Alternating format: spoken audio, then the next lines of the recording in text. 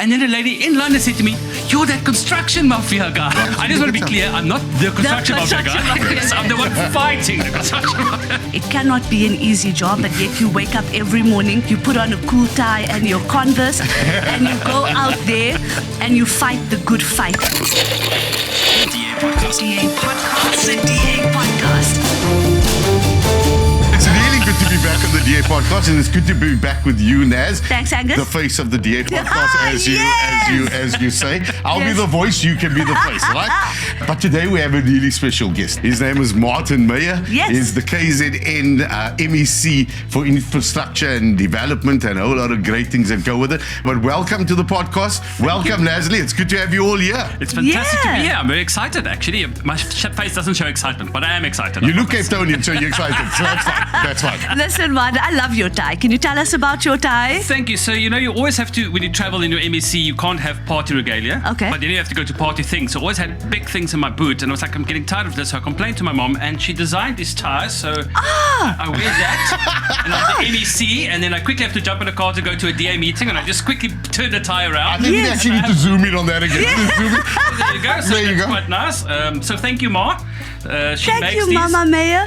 And yeah. So midway through the show, you're going to swap your tie around. I'll swap it around. When you start talking government stuff, No, that is so cool, Martin. Now, Martin, it's your first time on on the DA podcast. Can you tell us a little bit about yourself? Well, I'm officially Lucas Martinez Meyer, but Cool Martin name. Meyer is my noom, the name I go by. I've been in politics since 2011 when I became a councillor Awesome. in eThekwini in a beautiful area called Morningside in Greyville. Those of you who watch horses, that Yeah. was my ward. Oh, is it? Greyville Racecourse. That is in my The ward. Durban July. The Durban July. So when Have you won when the big- have you parties won reached big? 3 o'clock in the morning, the council got called. So I wasn't too fond of the You never won big, though. I didn't. No, that's not mine. I didn't bring that. And then, I joined the legislature in 2019. Okay. And then in 2024, or 2023, sorry, something happened. 2024, something happened no one expected. We formed the Government of Provincial Unity together with the IFP, the ANC, and the NFP. And then I got a call saying, Martin, do you want to be the MEC of Public Works and Infrastructure? Wow. But you must have had like a heart attack at that point. Look, it's exciting. It is. But when you realize the problems. Yeah, no, I was just like, I used to serve for that committee, so actually no. But yes, I went on. Also very proudly that I'm the first ever gay MEC in KZN, only the second gay MEC And in proudly South Africa. so, my And friend. very proudly There so. you go. Had some interesting things with that. I loved when people on social media were commenting that just after I came in, the homophobes come out. Of course. But my favorite comment was the guy that said, this guy's not going to fix the buildings, but the curtains will be nice. Oh, there we go. The draping's going to be brilliant. Yeah, unfortunately, we have no budget for draping, so I haven't fixed that yet. Have you designed your office yet? Has there been a little bit of money to design the office yet? I'm very prudent with the finances of the department. As So you That's very should be. clear. That's why we left some money for you to take on your way out. I'll try. I'll put some in the pockets. But yeah. As you should be. Now, your department is Public Works and Infrastructure. It sounds fancy schmancy, but what exactly does it mean? Like, what is Public Works and Infrastructure? That is a very good question, and people don't really always know. So first of all, KZN never had a Department of Infrastructure. So this Public Works, it used to be linked with human settlements. Yeah. When the GPU was formed, it was decided infrastructure is such a big crisis in KZN to form a department just to oversee infrastructure development within the province. So that's brand new. So that we're still, finding our way and finding our own space and fighting for our own space. But mainly, I manage the 10,067 properties that belongs to the government within 10,000. KZN. Yep. And remember, we need to come back, or remind me to come back to that because they didn't even know how much they owned. But we're going to chat about that later. And then every infrastructure development, new schools, maintenance to schools, clinics, any government department. So we don't do national departments. I don't do police stations and home affairs. I don't do home affairs or buildings. You don't Before I do get another SASA. email. I don't do SASA buildings. But anything that belongs to the provincial government. So we build the schools and maintain the schools and all of that. And That's then serious work. It is. And I mean, there is over 3,000 schools within KZN. And then we're also responsible for coordinating infrastructure development within the province, together with local government, provincial government, and the national government, which is our new role that we are busy So finding what does that ourselves. mean? So unfortunately, infrastructure in Africa is very fragmented. So one department builds, if you leave your home to drive to work, you're going to drive on a road that belongs to the municipality, then a road that belongs to the province, and then the road belongs to the national government. And there's no coordination between these three spheres of government. Water falls on the national government, municipalities, it skips the provinces. So the province actually has no say in where the water infrastructure happens, and we felt that's a problem.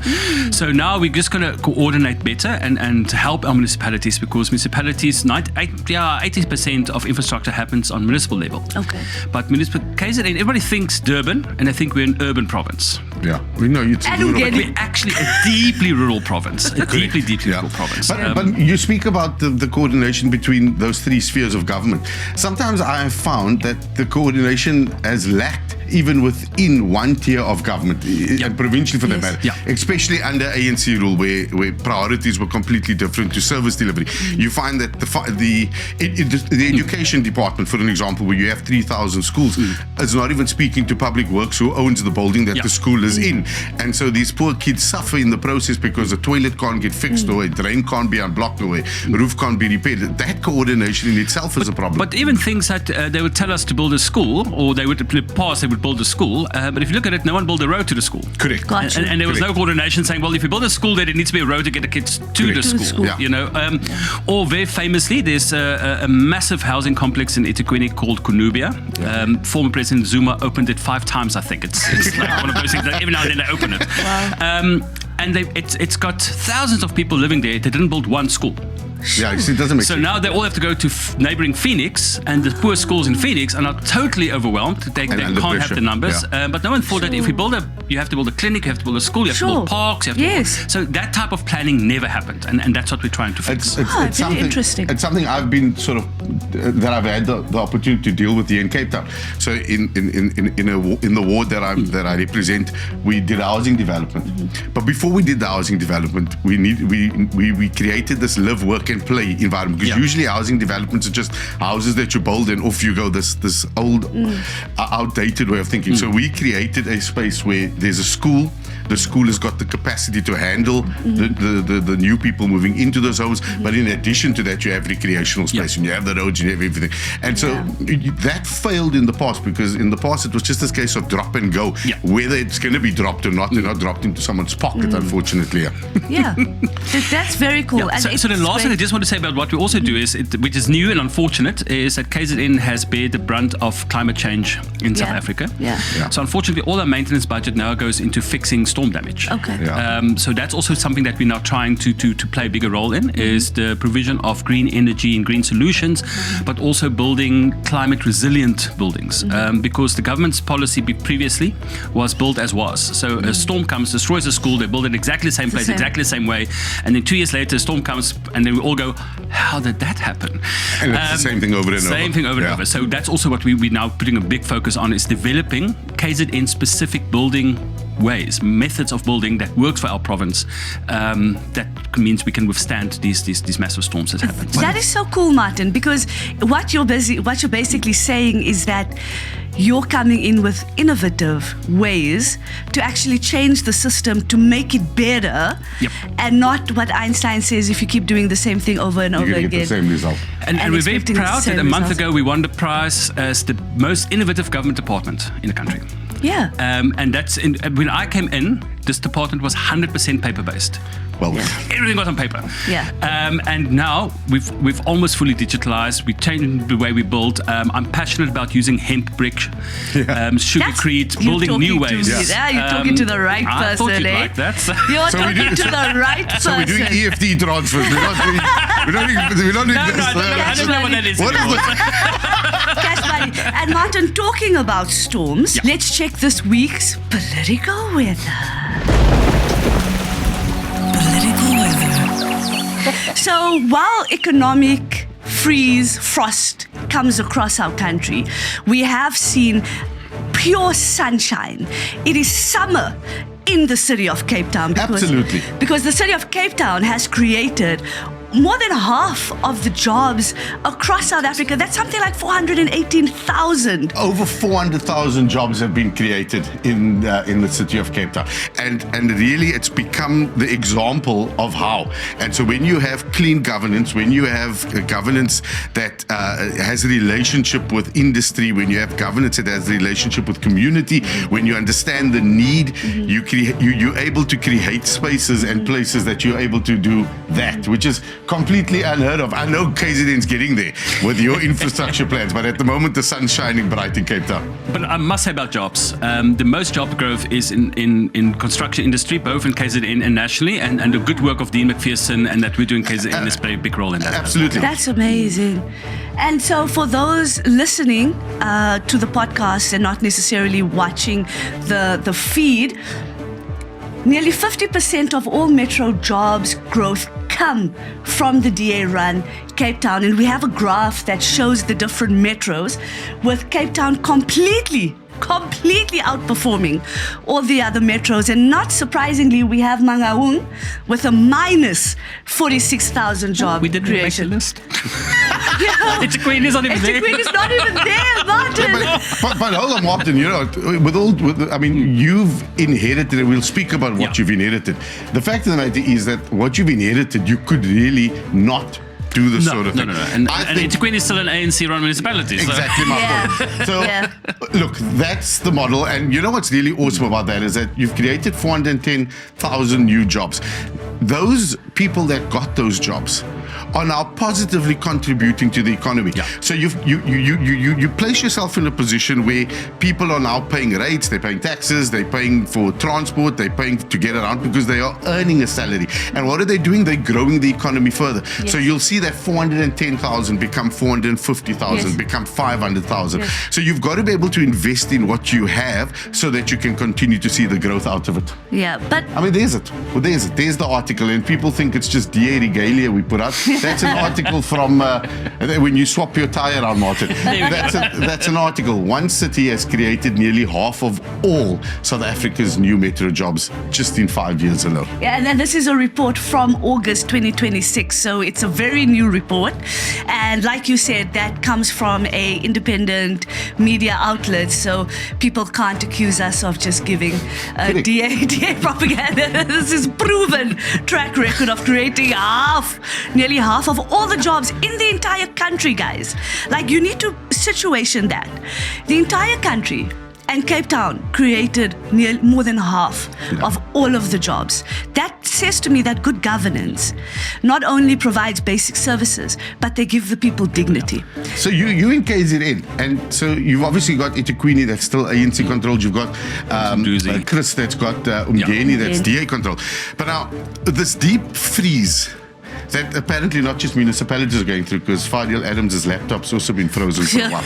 But what is the effect on the people of KZN when these municipalities are just stuck frozen and they're not seeing the growth? What is the effect?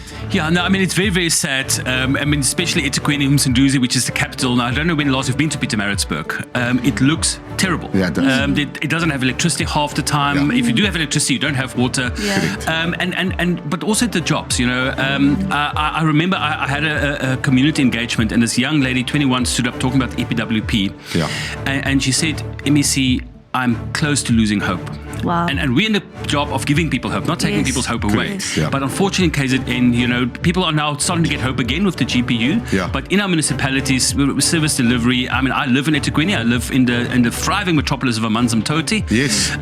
The water is sweet, but don't drink it. If you don't know what's in that river. But that's a good example. That sewage in the streets is now part of our life in eThekwini, unfortunately. I visited family in Northdale recently, and I can tell you it's just that. I remember Northdale from years back, because we used to go there as kids growing up. And if I look at it today, actually, you just see the poor. It's I mean, when I became a councillor in 2011, eThekwini had more tourists than Cape Town. Correct. Yeah. Now we are a minute little player in the tourism industry. No, this is absolutely true. And the amount of jobs that tourism creates has just been lost because of bad governance. And I'll tell you this. I mean, Cape Townians mustn't be too upset with me when I say this.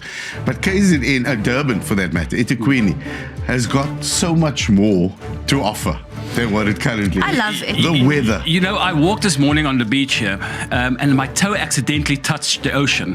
Yeah. And you almost died. Yes, no, I've got frostbite. It's You're terrible. frozen I as have to go well. to the hospital. So hold on. So we've got frozen municipalities, we have frozen laptops, and now we have a frozen toe as well. Yes, so it's dreadful. But in Durban, we had a terrible winter this year. It happened on a Wednesday, and that's not. We don't have winter. Yeah. We don't have. We can swim in our ocean 12 Yeah. months All a the year. time, yeah. We have everything that tourists need, and we have wonderful history.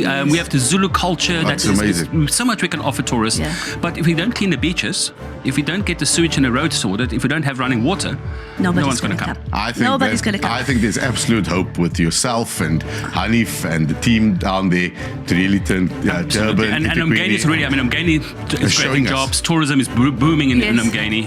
It's possible. Apparently it's become possible. the capital of KZN. You're going to get me in trouble because we have the Uzundi matter as well. It gets Now, Martin, question. Has the ANC released their mayoral candidate? It's a bit smoggy and winter. It's a bit smoggy there. It is. I mean, so far it's only us in eThekwini that's announced. That has announced. No of the other big parties have announced. And this weekend, they were supposed to release the list, Yeah. and a smog just wiped over the ANC, and they only released a list of those interviews. Let's roll the clip. 2026 local government elections are beginning to take shape, with political parties announcing their mayoral candidates and positioning themselves for what is expected to be a closely contested election. The ANC has, however, delayed the announcement of its mayoral candidates until September. The ANC faces a particularly difficult contest in major metros. It really is the ANC hiding behind a short list and hiding their internal factional battles, showing that they are unable to reach a resolution around who will represent them ahead of these elections. I mean, that is just shocking. We have 70 plus days till the election. And the fact that the ANC can't even agree on who their mayoral candidates is 70 plus days before the election. What hope does that give to the citizens of our country and citizens of towns and cities that the ANC can't even decide on who's going to represent you? What does that say, Martin? But there's another side to this. A few years ago, everybody wanted to be an ANC mayor candidate because you were going to be the mayor. You get the salary and the perks and all the things. They're not going to be mayors. Yeah. So now you're going to run, you're not going to win. So why must I put myself out there? So I think people are also just reluctant. Yeah. I mean, it's important to remember that at KZN, in one election, the ANC dropped from 53% to 18%. Yeah. They've run eThekwini with an outright majority of over 55% for decades. We are all polling is showing they're not going to get 15%. Councillors I know in eThekwini tell us I'm not coming back, and no way I'm going to make it. Well, at least they're aware to the reality. So they wiped out. So why would you want to be the mayor candidate? Sure. Because you'll be blamed for this ship sinking. Sure. They can't tell the difference between click or clock. Yeah. No, they can't. Let alone find a mayoral candidate. No, but No, listen, they let me can't. tell you that after, it's quite sad actually, because granted, 1994, the ANC came in, Rainbow Nation, hoo-ha, fanfare, etc. And to see this organization just collapse in front of our own eyes. And they've not collapsed because of maybe something that hasn't gone right. They've collapsed because they've just neglected people. They've neglected the country. They've neglected their duties. They've neglected what government is supposed to be. But we do have to give a warning to the people of eThekwini, Msunduzi, and those places. That while in the rest of the country, it's only the DA standing in the wings to take over from the ANC. Absolutely. We have this little problem called the MKP. And we cannot allow a party that's whole stance is we should get rid of the constitution. We can't allow a party like that to get their hold in a city like eThekwini.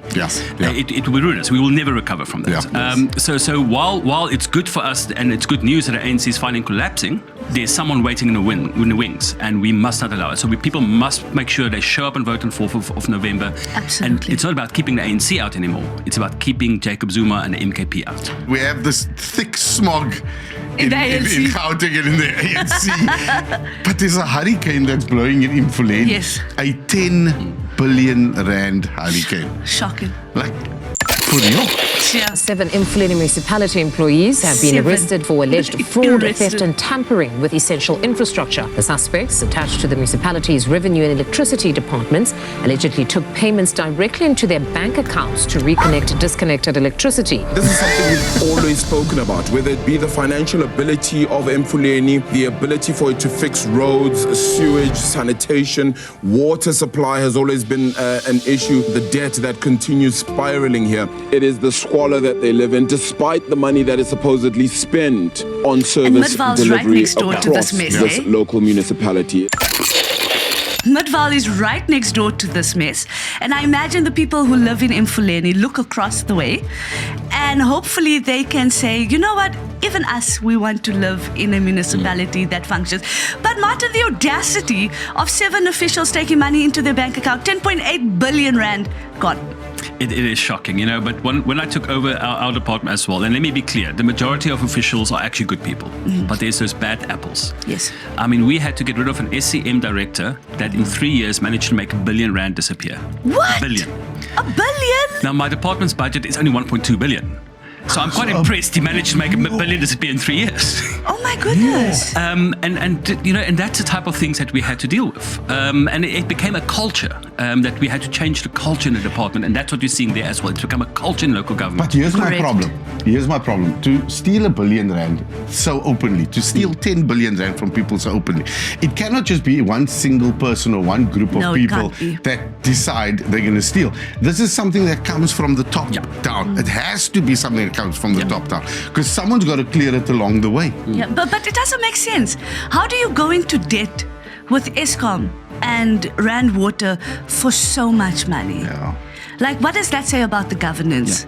I mean, is there no checks and balances? Is there nobody looking, hey, maybe we should That's pay what I said. Eskom? Maybe we should pay Rand Water. Like, is that not something that comes to their I mind? mean, you were on here a while back. You were on here, and it was the most passionate and sobering moment to watch, where you spoke about the fact that for 3 weeks you had no water. Yeah, And- we don't have water again. And it's almost become normal, and it shouldn't be. Yeah.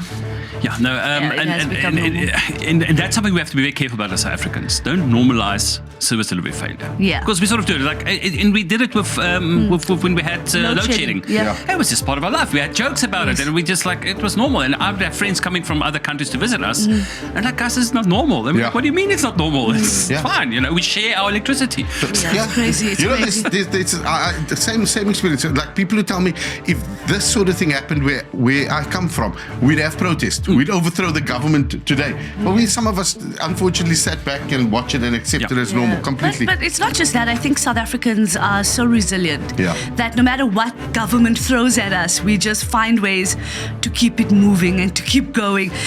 Martin, what do you think is the change that needs to happen to help Mfuleni?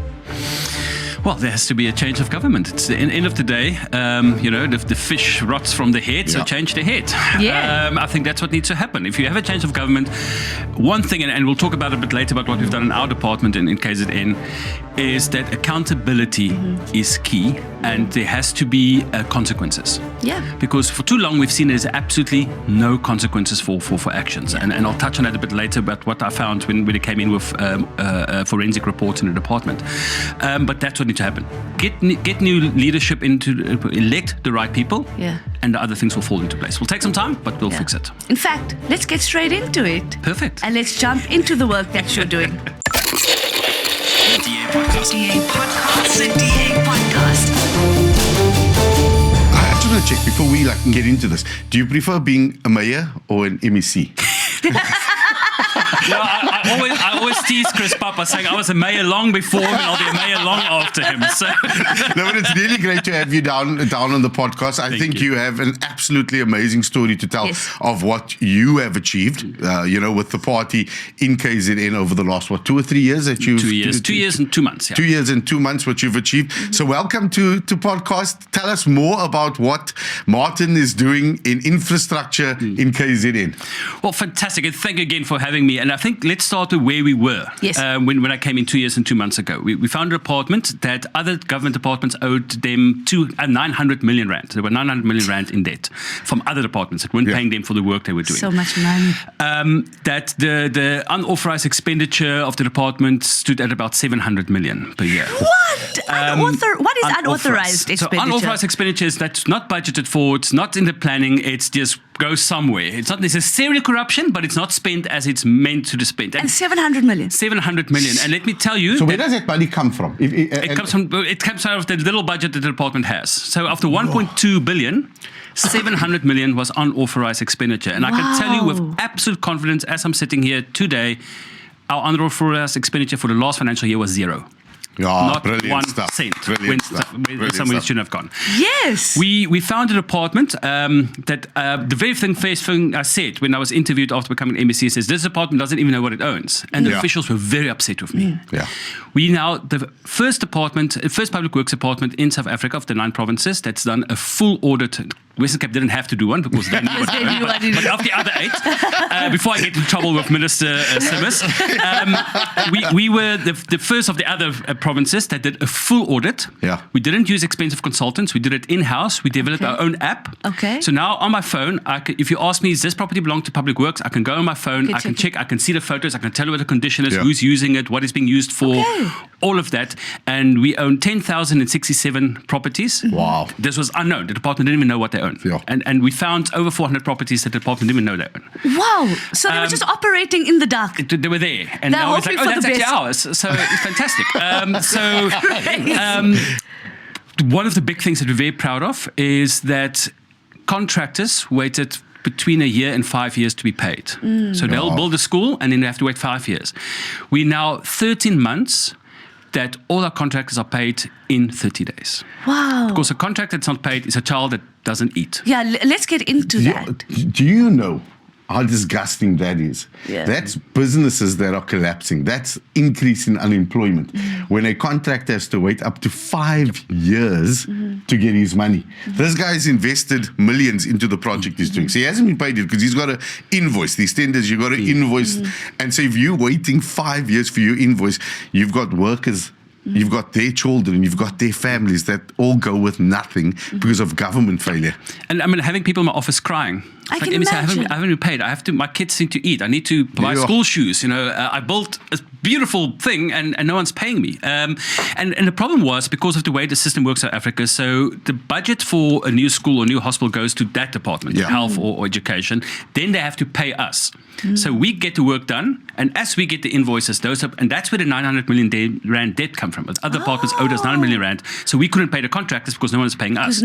So I just played hardball. I said, no, if you don't pay us, we're not working for you. Correct. That debt has dropped to just 200 million now that we still owed by other departments. And we could pay all our So contractors. 700 million rand savings. On one day, a year and a half ago, we managed to release 500 million rand on back pay to contractors on one day. 500 million. 500 million rand, that's not just money to a contractor, that's money in the economy of KZN that can now be spent in KZN to build our economy. Correct. And that's why we're so passionate about that. And then I think the other big thing that people sometimes want to talk to me about, I don't know why, is these little guys, they call themselves construction mafia. Yes. That sounds very fancy. I just call them scalums, scabengas, I don't think they should be fancy at all. Yeah. Yes. And obviously we had a big issue. In KZN, if you take the private and the public sector together, we had 60 building sites per month that were disrupted by these guys. We're down to 5 a month. Oh, wow. And it's now 2 years that none of my department's sites have been disrupted. Let me ask you That's something. amazing. And we'll chat about this Kabengas. We'll chat about them. But when you inherited, you got this mess. You obviously sat and consulted and very much just passionately decided, I'm going to put these systems in place. We're going to do this. We're going to do that. And I don't want anyone out to dry here, but you must have gotten some sort of pushback from the officials that were still very much in that department at the time. What is that like? So, after and I don't say this out of pride because it's not something I'm proud of, but after 10 people that was the executive of the department, the 10 most senior managers, only 2 are left. Oh. Wow. The 10 I found, only 2 are left. The rest, we just said, we can see you're not doing the right thing. Resign or we're going to come for you. Yeah. And most of them just said, no, I'm out, and they I'm resigned. out, And others, like our HUD then, we had to suspend and go through a whole disciplinary process and found them guilty, and they had to leave. But we had to start with the people who were doing bad things, like the SCM director I spoke about earlier, and the R1 billion, you know. So that was the first thing. Then I sat with the other officials, and I said, listen, I know all of you turned a blind eye. None of us are going to pretend that no one knew what was happening. Everybody knew what was happening. I said, but let's start fresh. You just want to do your job. I just want you to do your job. Yeah. And then another thing I said to him, there's a term I hate, is this is how we've always done it. I was like, don't come to me and say, but MEC, this is how we've always done it. I was like, that's gone. No one will say that to me anymore.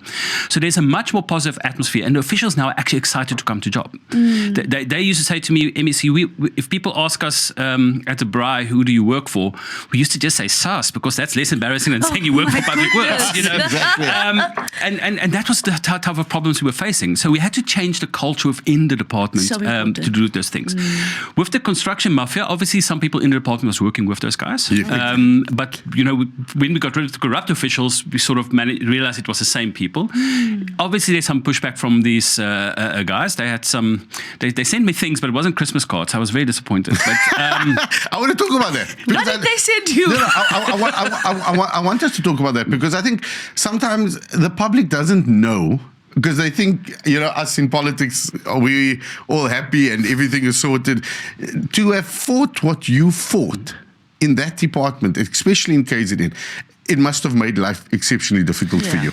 No, in the beginning was especially bad. I remember I was just in office for a few months, and I got into this official vehicle, and I sat, and there was something under me, and I was like, what's this? And there was a bullet that was placed under, and we still can't figure out how they got into the car in the garage of the department and put the bullet in the vehicle. And then a few months later, another bullet was found at my office that was placed there. Quite a few death threats and things like that. I will tell you, and maybe this is just a very me thing. But when I get these briefings and they'll tell me there was this threat and that threat, and I'm like, no, that's fine. And then one day they said to me, oh, and someone said they're going to kill your dogs. And I was like, I want that man found, I want that man arrested, I want not my dogs. But yeah, those are the type of things that we had to face with. Oh my goodness. But it's not just me, you know, officials in the department are constantly getting threats, because now we're doing the right thing. Because you're fighting a criminal network here. And organised crime. You're fighting organised crime. And I feel very strongly about this. If a government gets intimidated by criminals, then close the doors and leave. Then we've lost. I've got that same attitude. From a localized space, I've got that same attitude. So gangsters don't control we operate in. And I said that one guy came to me from one of these forums, and he said, you know, they're going to kill you. And I said, well, then the DA will just put the next person in, and that person will do exactly the same thing. I said, because it's a party value. It's not Martin Meyer. It's a DA party value that says we will not negotiate with criminals. Correct. And we will push back and fight. And we are. It's not over. This war is not over. No, it's not. But we are not going to step back. And I'm very grateful that the GPU as a whole, the other parts in GPU supported me in this. And we got good support. We have this general in KZN that people might have heard of, General Makwanazi. And he put a task team in place that assisted us. So the SAPS is a lot more active now. But the main thing we did actually that fought it was carrots and not sticks. Because we realized the way it happened before is the contract will be appointed, and we say to the contractor, now go speak to the community and do the 30% and stuff like that. And the contractor is not clued up to do those things. And that's when the construction mafia then saw the gap, and they came in and they demanded that 30%. So now if a department, let's say education comes to us and say, in that area we want to build a school. So it's a year or a year and a half before we start building, we already go to the community and say, we're going to build this as a department. And we say, we're going to build a school here. Do you have bricklayers in this community? They say, no. So, okay, we're going to bring people to teach you how to be bricklayers. We'll help you start your own companies. We'll register your company on the database. We'll bring SaaS. We'll teach you everything. We work with CIDB and other organizations. That's amazing, So we do the whole community thing a year in advance. Capacitation of the community, giving them skills. So by the time the contractor comes, we give them the list. So these are the people in the community that can do the work, that's already been trained. This is the EPWP people. This is everything. So now if the construction mafia guys come, the community themselves say to them, no, we don't want you here. We already sorted. We're working with the department. This is our school, and we're building the school, and we don't want you here. And they have to go tail between the legs. So this is a system that once you came into office, you noticed a gap, and you said, let's put the system in so that at least we can capacitate our communities to be able to be part of the the building. Absolutely, and that's a wonderful thing about being a DA is I could reach out to my colleagues in the Western Cape and say, okay, guys, how are you dealing with it? We could learn. And you know what? The only thing it needed was political will. Yes. It's the only thing that was needed to defeat this problem was political will. And I'm very grateful and lucky that I have a minister in public works and infrastructure, Dean McPherson, who speaks the same language, wants the same things and comes from the same principles and values as I do. And province.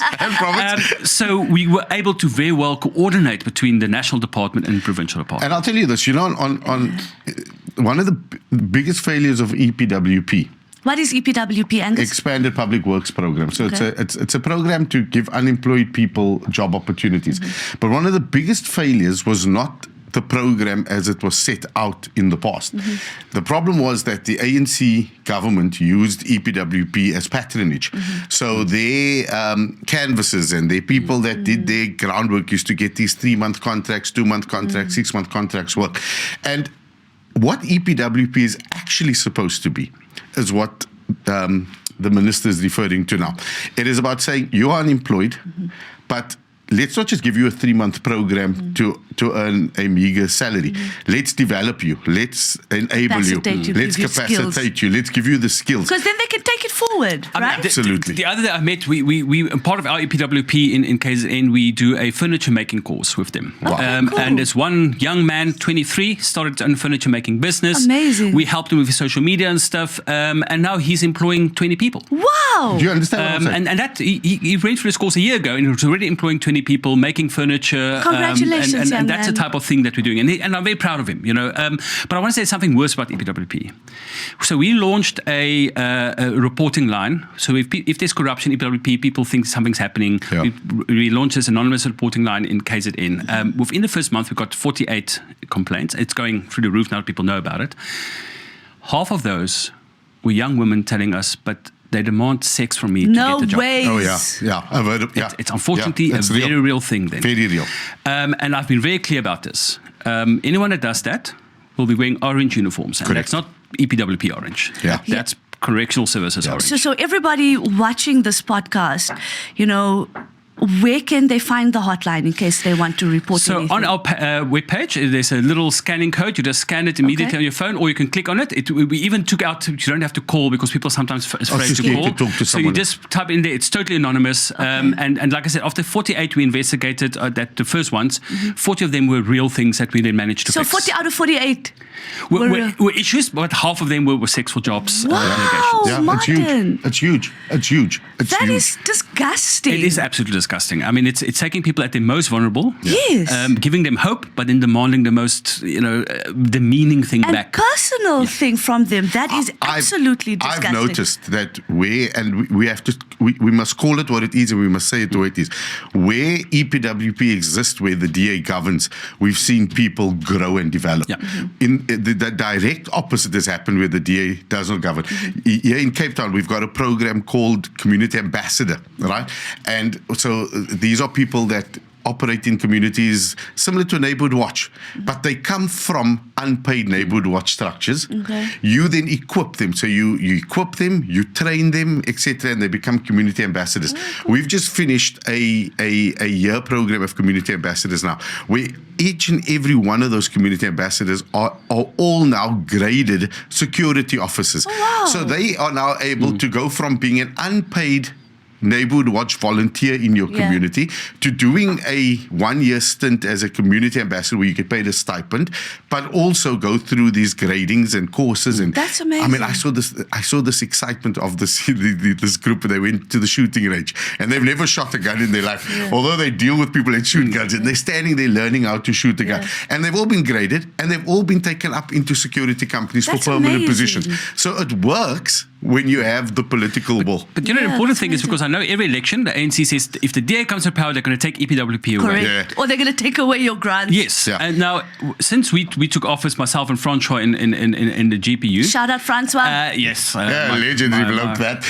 So I miss him so much to do him here, and he's not here. You must bring the two of us together next time. I would love that. We left the spot just there. There we go. So since we took office, our target for last year for EPWP jobs was 125,000. Okay. We employed 155,000. So We you shot it exceeded out. our target. Wow. Within budget. I think we should put them up on the we should put them up on the And listing. because of our great performance, the National Department chose us and Limpopo to be the launch of the new EPWP system. Yeah. We've taken the human factor out. You're not going to All your online. counsellor anymore. All And online. ask counsellor, I want EPWP. It's all online now. Yeah. We're launching it in KZN first, and we're gonna get rid of corruption within. And then the biggest thing is you will no longer leave EPWP in exactly the same situation you were. You're going to leave with a qualification. Absolutely. And so you can now go and work for yourself, work in the Yes. private sector, whatever, Yes. because you get paid less than minimum wage in EPWP. Yeah, but speaking about EPWP, you know, I did some research on you, Martin.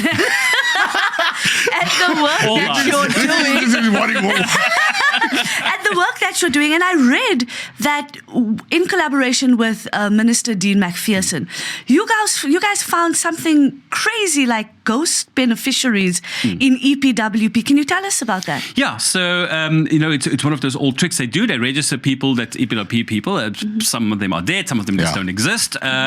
Falsified ID numbers and all those type of things. So there's people on the books, and some they get the stipend, but there's no such person. They don't exist. Which also, of course, this new system will get rid of. I mean, South Africa is a very special country. We can hijack buildings. We have ghosts working in our departments. You know, it's a massive thing. We have presidents finding money in the yes, couches, so allegedly. We found Pala Pala.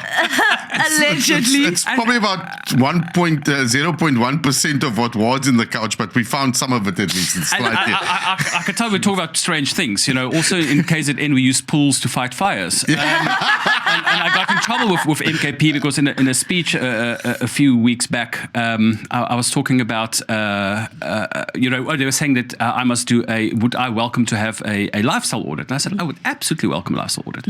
I said, and I can tell you that my watch is from Take-A-Lot, my suit's from Woolworths. I said, and in my kitchen, if you look at it, I've got a fire extinguisher, not a fire pool. And they were very upset with me. They were upset. But which That's why. member of parliament for MKP was actually having this issue? Because they change every second week, apparently. You know that in the 2 years that they've been now the main opposition in KZN, Yeah. they're on the 11th chief whip. Not Yeah. surprised. Yeah. Not surprised. I even said because the building. Does Zuma have that many children, though?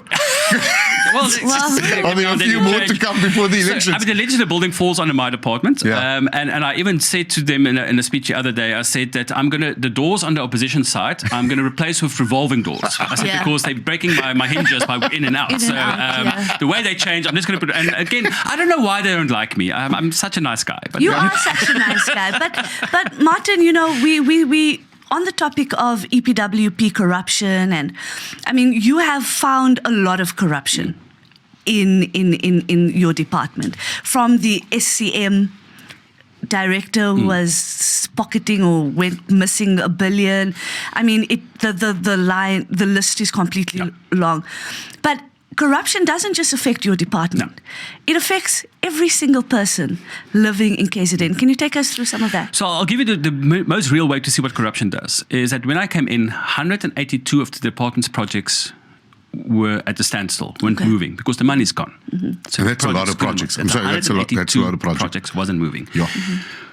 As I sit here, we've got, I don't want to lie to you, 9 projects that's still Wow. standing still. The rest we've got all sorted. But this is what corruption means. Corruption means that school's not being built. Yeah. Corruption means the upgrade to your clinic is not done.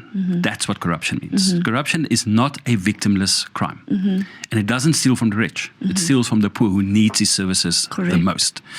And ultimately, that's what we saw. You know, when I go to schools, and even with the construction mafia as well, there's a school in Umlazi called Menzi High School. Okay. Menzi High School was almost the poster child of construction mafia. They had 2 shootouts. It's an old school. It's the oldest school in Umlazi, the first ever school that was built in Umlazi.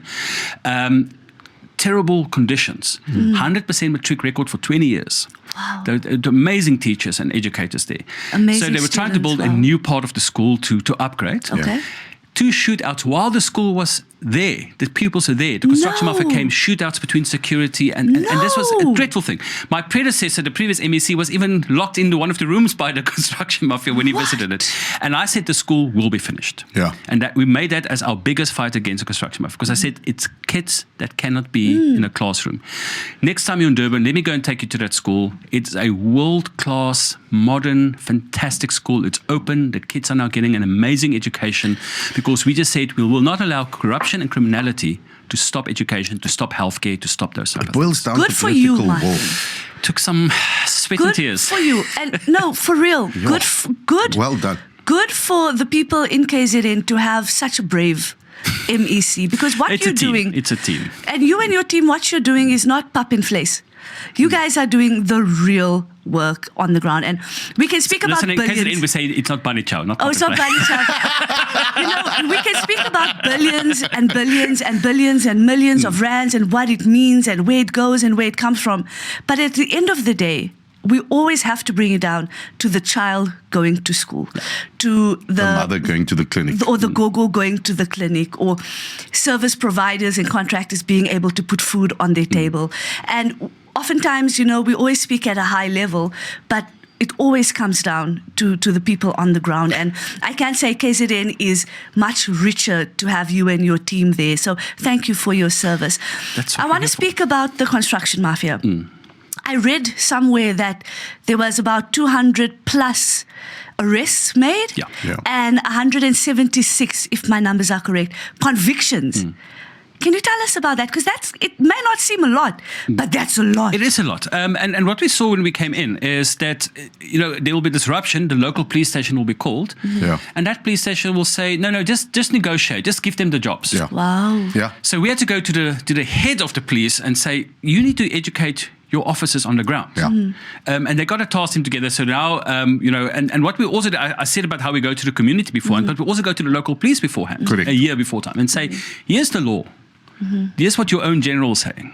This is what you're supposed to do. So if we call you, you get in that van, you put on that blue light. I don't use mine, but they have to use theirs. Put on your blue lights, drive to that site, and arrest those people. They're Yes. breaking the law. Yes. And we'd had police officers say to us, oh, but what law are they breaking?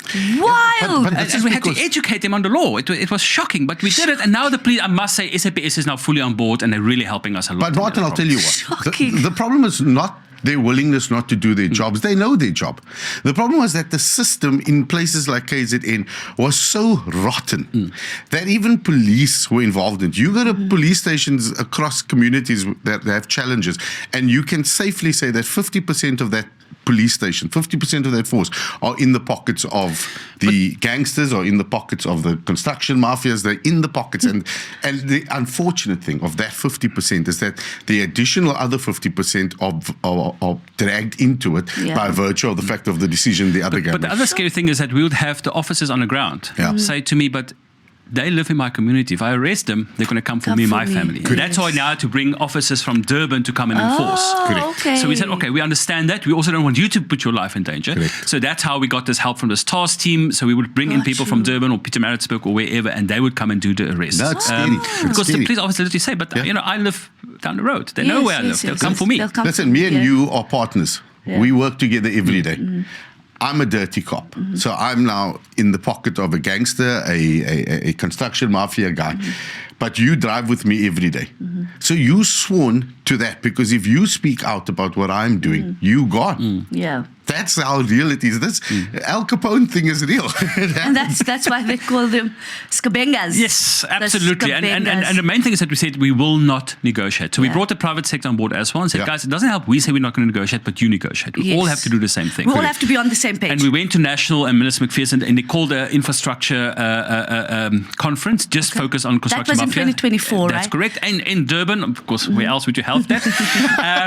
And we sat down with the private sector and said, okay, we have to have a singular strategy how we're going to fight this. SAPS, everybody has to be on board with the same thing. And we signed this memorandum there, and it's working. I'm really happy that is we're working. discussing this, because Wow. a lot of people that don't know assume that it only happens where they are, and they don't actually realize how deep the rot of construction mafia is across the country. So well done, and well done that you've been able to show that it can be beaten. Absolutely. And as I said, the war is not over. These guys, it's not going to roll over. But what we've also found is those same people have now branched out. So we've closed this tap. Now we have water tanker mafia, and we have all these other things. So they just branched out. And unfortunately, with the arrest, while I'm very grateful about the arrest, it's the guy on the ground. It's the foot soldiers we're arresting. Gotcha. It's not yet the brains that we're arresting. And I would love to see that happening, because once we can do that, then the war is going to be won. Listen, Martha, what I can tell you, in just 2.5 years, if you've done so much already, I can't imagine. It's like a PPS session. What was your PPS like? I can't imagine what it will look like at the end of your term. So I understand what you're saying, that there's still a lot of work to be done. Absolutely. But just given your track record, Great foundation. It's going to be. Arresting people, convicting them is a start in the right direction. That's what I'm the most proud of. All those things are great. But one of the things I'm the most proud of is we started something called She Builds, which is a 10-person advisory body in my office of women in the construction industry, because that industry is still closed to women. Okay. And I said, no, not under my watch. Yes. So we started She Builds. There's amazing 10 women. Those meetings are hard because they give me hard truths. And then they say, oh, sorry, Amy. Says, no, don't apologize. This is why you're here. You are here to give me the hard truths. Yes. And a lot of what they said has already been implemented. And we're seeing amazing growth. And we opened a agriculture office we built in Kandla. Now, let me just be clear about this. It's the nice side of Kandla. It's opposite the road, side of Kandla. An agriculture building. It's an all-women contractor team. Amazing. In budget, in time. None of my male contractors do that. So, but that's actually the thing I'm the most proud of, is that we've opened the door for women to now come and do work for the department in KZN. That I'm very proud of. And when you empower a woman, you empower a community. Absolutely. Let's be honest. When you empower women, you empower a community. What are some of your plans for public works? I mean, unused buildings. Public land for public good. So that's the main thing that we've done. So that's the main thing why we didn't want to do that audit. So now we're going through a phase. Then we went through a phase saying, okay, what of these buildings do we actually need, and what don't we need? Okay. One of the shocking things is that we spent about 1.7 billion rand a year on leases for office space, but we own 10,000 properties. Buildings, Wait. Please say that again. Rewind. Please explain that. So we have empty government buildings. Okay. Standing empty in Durban, in Msunduzi, in Ulundi, empty buildings. And then we pay someone else money to put a government department in their thing. No. Yes. Who is getting a piece of that cake? That's a very good question, but I can't answer that. No. We insist. What do we politicians love? That's sub judice. But that is insane, actually. Yeah. So we've decided no. So there's this big project called the EGB, the Esplanade Government Building. That it's an old building. It was the building for Indian Affairs during apartheid. Yes. Been standing empty for many years. It's going to be upgraded, and that's going to be our first one. And we're going to move departments out of rented space into that building and stop renting properties. So that's one of our big things that's coming forward. You literally have it, Naz. You literally have it, where the department is the department's building is here, and there's a private building next door, literally next door, and the department is paying this guy to house people where this is standing empty. Literally. So, and the other thing as well is that we are busy getting rid of properties we don't need. Yes. But we're not just putting them in open market saying sell them to whoever's got the most money. We said, no, public land must serve the public. Yes. It belongs to the public, must serve the public. And even if we get rid of it, it must still serve the public if we can. So we first opened up to NGOs, NPOs, and faith-based organizations. I love that. Do you want this land? Can you build a shelter for women? Do you have the money? And if they can't buy it, we give them a 25-year lease. All I ask of them is pay the rates. Okay. I've got a bit of a rates problem. Okay. So we say pay the rates. Yes. We will give you the building. You have to fix it up. You do everything. You sign a contract. Yes. And you can only use it for this. If you don't use it for this, we'll take it back. Okay. And And I mean, just recently we handed over a lovely parcel of land for a school for people, children with autism. Yeah. That's going to be built in Salt Rock. We're busy handing over a lovely building in Durban's centre that's going to be used for a women's shelter. A beautiful big building. So there's a lot of that happening. Faith-based organisations of all religions.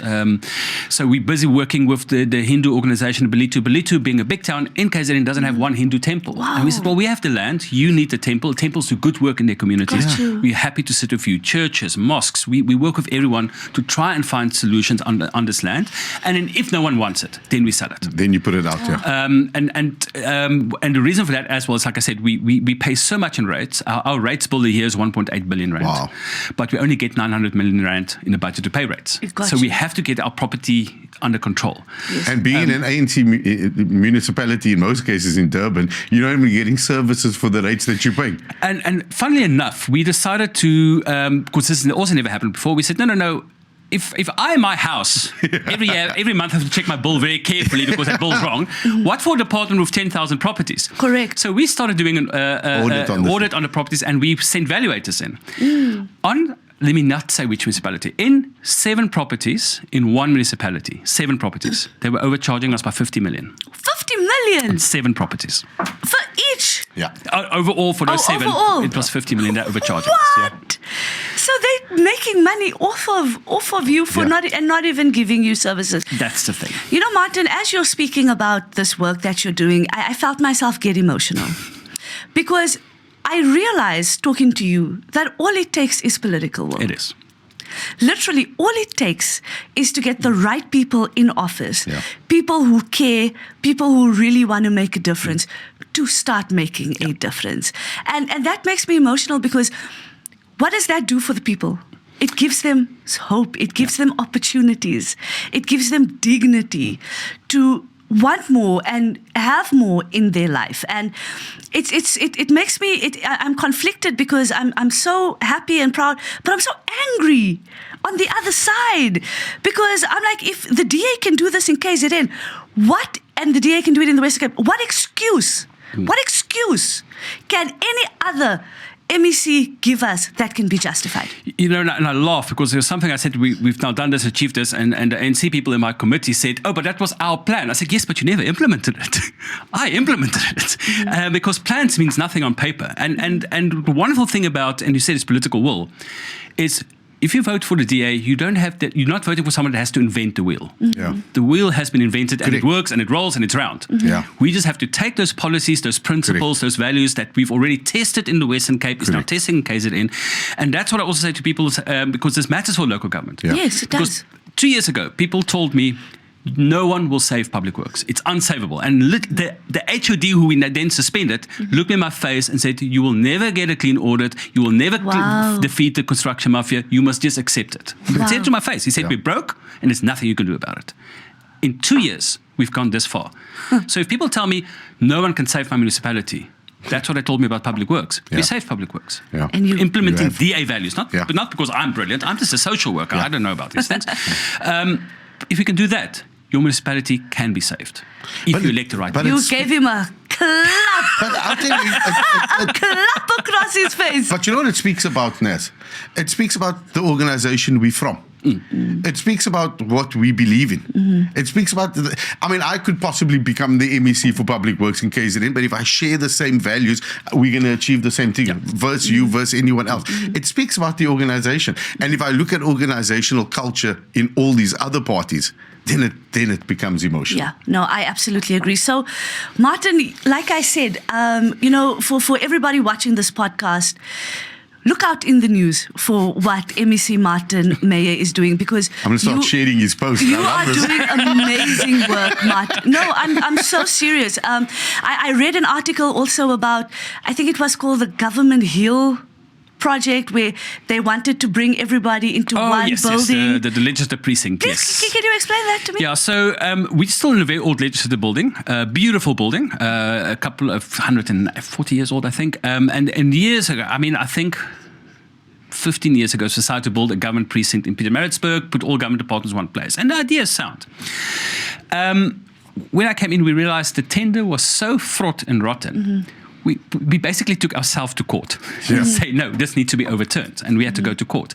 It was going to be 7 billion rand of waste. Wow. And we got the court to agree with us saying, no, this is not on. You need to change. Sure. So, yeah, I mean, and 7 billion rand is a lot of money. 7 billion rand builds me a lot of schools. It builds me a lot of hospitals. It is a lot of money. And that's why when people tease me, because I can't show it, unfortunately, but I only wear Converse, even for work. No, you can stand up and... And that's why I say, it's because in public works, we don't walk. Yes. We run. Yeah. Yes. So the MEC must wear Converse, I must run. Yes. So that's the government precinct is 7 billion rand, and that's one of the many projects, like I said, that was frozen in time. Your area, Northdale, is a school called Woodlands. Yes. It's down the hill there. That was frozen. Yeah. We managed to do that, and we're not scared to do that. We're not scared to say, what we did was what this department did, not we. What this department did was wrong. Yeah. Yes. We're going to overturn our own decision and do the right thing. Got you. And So we admit important, when we make leadership. mistakes. Yes. And we do. And I make mistakes. Yes. I'm not perfect. Yeah, you're human. So we are very open to say, we got this one wrong. We're going to fix it. And we regaining the trust of the people in KZN. It is strange that, I would walk, I would go on an oversight, I would quickly pop into, the steers, because that's about all you can eat these days if you're on the road. And people in rural KZN will say to me, MEC corruption. You fight the corruption. Or they'll say, the construction mafia man. Wow. But to be because known, people know the work that's being done. But to be known that way, that's the thing. They might not know your name, they might not know much, but as long as they know that you're the one that's fighting. Can I tell you the funniest thing is I was in London with Minister McPherson for a conference, and I was waiting outside my hotel for the shuttle to come pick me up, and there was these two ladies, and they were looking at Big Ben, and they were speaking in Afrikaans, and they said, dis baie mooi. So I answered in Afrikaans. I said, yes, it is baie mooi. That's ongelooflijk. And they turned around, looked with shock, and then a lady in London said to me, you're that construction mafia guy. Well, there you go. No, it gets out. So I just want to be clear, I'm not the construction mafia guy. So I'm the one fighting the construction mafia. And fighting so bravely. I can't imagine. Don't ever give up, my friend. No. That's not in my DNA. It's not in the DA's DNA. KZN is worth saving. Absolutely. And I say this with all due respect to my friends in the Western Cape. Yeah, I was just going to say, because I know where you're going. Has everything to be the number one province in South Africa. We're currently number 3 in all the matrices. We can be the number 1. We can beat Gauteng in industrialization. We can beat Western Cape in tourism, and that's my goal. You've got the port. You've got the close connection to Johannesburg. You've got it all. You've got the great weather. We've got the great weather. We've got the history. You've got a half a day of winter now. We've gone down to half a day. Yeah, you got great people. Now, you mentioned the supply chain management director and the billions. First, tell us, what is that? What is supply chain management? Billion or the supply chain? No, what is the supply chain management? What is that? Then tell us what happened. Yeah. So supply chain management, those are the guys in charge of the tenders, of where do we buy the things from, and all those. And that's like a sub-department in your department. It's in department. So every department has their own SCM or supply chain management. Got it. And if corruption happens in the department, that's where it happens. Start there. Because that's where it is. And that's why Public Works was so infamous, because it was a department that does tenders. That's the goal of the department. It does tenders. We do contracts, All right. So this guy managed to make a billion rand disappear. How? A whole billion rand. A whole billion rand. And he's now pleading poverty, by the way, and saying, no, he can't defend it. I'm like, no, you can't be poor. No. You cannot be poor. And like I said, that's not a billion rand out of my pocket. It's a billion out of the people's pocket. Yeah. That our services did not happen. The main place they do is there's a line item on budgets called goods and services, and that's where the little things disappear. 2 years ago, goods and services overspent in our department by 800 million. Wow. We're standing on 0. Wow. No overspending, no unauthorized expenditure. Lovely We've got the budget right. stuff. And I know people say, but what does that mean for me? Yes. And yes, for us it's important that we're a service delivery department. Correct. So we understand that clean audits and books balancing, all those things, it matters for us in the boardroom. It only matters to the people on the ground if it means the school is now being built. Yeah, but now that's happening. Yeah, Exactly. you've got a billion rand, Exactly. which you lost, which you now will make up in the next year or 2 or 3. That's going to build more schools. That's going to build better clinics. That's going to build hospitals. But I'll give you Exactly. very stupid examples. My first budget speech. They came to me and said, oh, we have to print this and we have to do this and new banners. And I'm like, why do we need all these things? Yeah. It's a budget speech. So I said, no. We'll print it there in the printer in the office. No color printing, nothing. No banners, no big parties, nothing. Yeah. So my first budget speech cost 320 rand. Wow. My predecessor's last budget speech cost 320,000 rand No. Yeah. for the budget speech. Only just to give a speech. And that money now we could use for community participation for my office, with our office budget and things like that. So it's just cutting the waste. The audacity. And people get upset when they visit me in my office because you get coffee, tea, and lemon creams. There's no lunches when you come to my office. There's no meetings and lunches being served and catering. You get coffee, tea, and lemon creams. And the reason it's lemon creams is I hate lemon creams. Okay. So I'm not feeling tempted to nibble the whole time. So it's And always that's for why you someone get else. lemon So it's creams. someone else. Yes. We just cut the waste, cut the corruption, and that money, every cent we spend in this department now is spent on what's the mandate of the department. That's brilliant. Good. Another good example is, and I've told this story a few times. I just became MEC. I was in a legislative sitting, and there was a sign up saying the urinal is broken in the men's toilet. 3 weeks later, I walk in again. We had another sitting, and I saw they're busy fixing it. I said, "Okay, my department's fixing it. I'm so great." But I saw this guy was a private contractor. Okay. Yeah. So I called the HOD and said, "Explain this to me." He said, "Well, our plumbers and artisans, so our plumbers, electricians, and everything like that, Yeah. we've got an 85% vacancy rate. Whoa. Within the So department. we have to now tender out Outsource it, yes. to other companies." I said, "Okay, so run me through that toilet." The toilet was clogged. So they needed a guy come and do the Plunger, thing and plunge it. It cost us 10,200 rand. Yeah. That's where the money Just to goes. plunge Yeah. the Plunge the toilet. toilet. 10,000. That's the most I said to him, expensive "I'm going to keep a plunge plunger ever. and an overall in my car, and if there's a problem, tell me. I'll go and do it." Yeah. So we started now. We've rearranged our budgets. We're employing our own plumbers, our own electricians, our own carpenters, because I'm not spending 10,200 rand to plunge a toilet. And this is where that supply chain manager Yeah. Yeah. What's manages making to money? hide $1 billion. You know, Oh, a crazy. stupid thing like a bottle of water. We read about these things. You know, you read about it and you go, wow. And in KZN, as he explains, you get a bottle of water cost you 4 rand in the shop. Now, granted, if it's coming from a company, you can add a rand or two because he needs to buy in bulk, he needs to transport it, he's got some operational costs around it. But so let's say 4 rand to 5 rand, 6 rand for operational costs. That same bottle of water is probably costing 98 rand. Yeah, no. It's costing the insane. department 98 rand. It's insane. Now, speaking about expenditure, unauthorized expenditure, what did you find when you came in, and how much have... Because you're now the savings guy. From now onwards, I'm going to call you Martin, the savings guy, because you and your team are saving KZN taxpayers billions and billions of rand. I'm not as strict as Francois Rogers, who's called the Grinch that stole Christmas in the treasury. But no, I mean, like I said, unauthorized expenditure was standing over 700 million. 700 million. 700 million.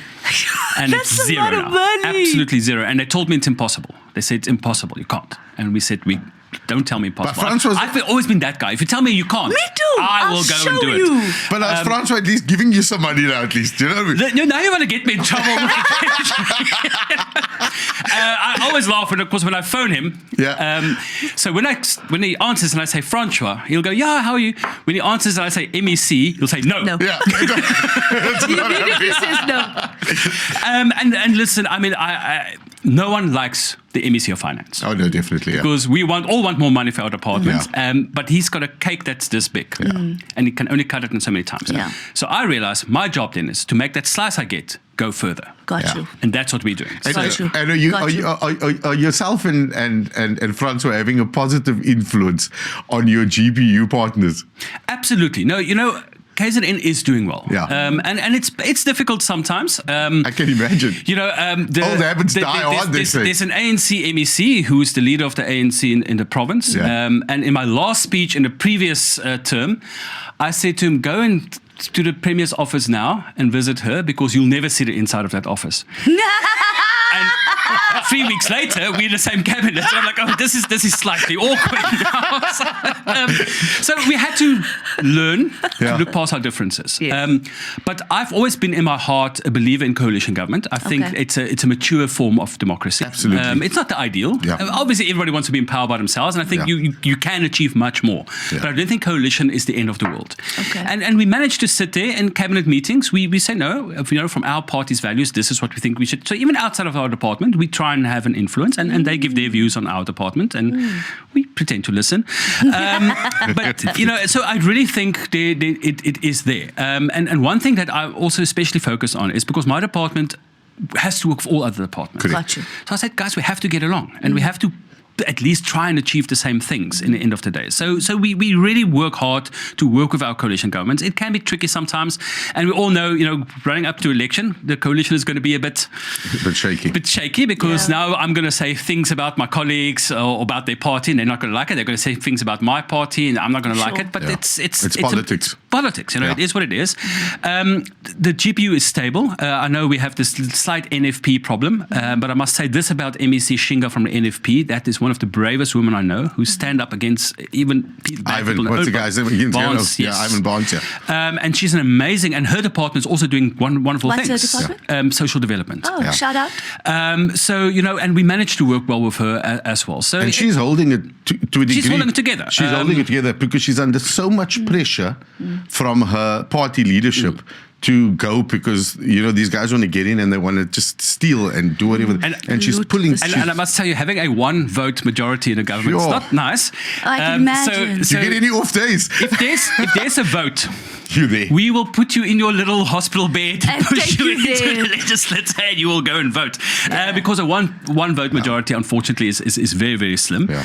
And like I said, MKP is there, and they want power. And we are the thin blue line that's standing. Yeah, I must say, politically, I think what you guys, what France was doing, what you're doing in public works. I don't. It's like you say. People from around the world are seeing what you're doing. They relate to what you're doing, and I think that in itself is showing voters why things should be the blue way. And I think that's what's going to help us and get many more of those municipalities into blue municipalities coming up to the 4th of November. Absolutely, but I must really give a shout to Francois. He's our caucus leader. He was our provincial leader. He used to want to make that phone call to me, say, do you want to be an MEC? I said to him the other day again, I don't think I'll forgive you for giving me this job. But he's politically always been my mentor as well. And it's wonderful to have such a dedicated person in that job. And being the MEC of Treasury, Public Works has got its problems. Sure. But Treasury, you have to say no literally to people all the time. Yes. And you have to be the one that makes the unpopular decisions because every government wants to spend more. Correct. But we have to stop spending. Yeah. That's the reality. And working with him and with Deputy Minister Sarupan as well, now we're pushing PPPs, we're pushing all those things. And what we're is making government. Public-private partnership. So that's where government doesn't do it by itself. Yeah. We say, hey, we need help. Do you want to come and partner? The EGB building I spoke about earlier, for instance, that's going to be a public-private partnership. Yeah. And there's a few other projects that we're working on. And that's where we say, let's partner with the private sector because government cannot solve the problem by itself. Now, talking about that, your digitization you mentioned yes. At the top of our podcast. I read that you looking to save around 400 million or billion? Yeah, million. Yeah. Million. Yeah. Can you tell us about that? I'd love to say 400 million. Listen, the amount of numbers in this podcast, it's difficult to keep up because you are the saving man. Let me tell you a story because this was still the fact a year ago. Mm-hmm. You're an official working for Public Works in our office in, let's say, Richards Bay. Mm-hmm. Yeah. And you want to take a week's leave. Yes. So you print a form, you fill in the form, you get your supervisor to sign it. Mm-hmm. Then you get in the department vehicle and you drive the 130 kilometers to Ulundi where our district office is. Okay. And you hand the form in. Wow. Oh my goodness. Then it sits on someone's desk and you keep phoning, have you done it yet? Have you done it? Until that person finally gets to it and then it's signed and then it's driven to you go back to get the stamp. Oh my goodness. Then it's driven back to Ulundi. Then you have to drive again for an hour and a half to Ulundi, pick it up and go back. Then you can take your leave. But you've been on leave waiting. You've already gone. So now we've got e-leave. And people think, well, how does it improve my life? Well, that official's now not on the road for an hour and a half, spending, because we have to pay petrol for that. It's inefficient, it's expensive, and just that alone is having a lot of money. Now, I must tell one funny story is when we launched eLeave, there was a technical hiccup, and by some accident, everybody's leave request came to my cell phone. Oh no! So my phone was going beep beep beep beep beep beep. And it was like, this one wants leave, this one wants leave. And I'm like, I'm not sure I'm supposed to approve everybody's leave. Yeah. So I joked with the HOD and I said, listen, there's no one in the office tomorrow because I just approved everybody's leave. Everyone's on holiday. So they fixed that. So it comes with a few hiccups, and that's one of the things. So even documents, any document for me to sign will be driven from Durban to Pietermaritzburg and then to Durban again, and now it's all online. I get a notification on my phone, I open my laptop, I read the document, electronic sign it, and it's done. The last one that we are still focusing on to get ready is tender documents.